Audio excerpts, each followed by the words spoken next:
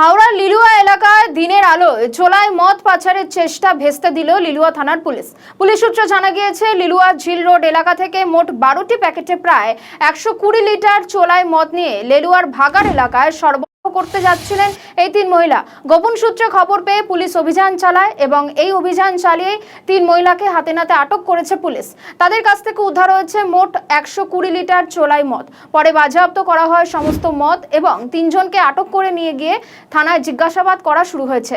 পুলিশের প্রাথমিক অনুমান, এলাকায় অবৈধ চোলাই মদের ব্যবসার সঙ্গে একটি বড় চক্র জড়িত। এই ঘটনার ইতিমধ্যে তদন্ত শুরু করেছে পুলিশ।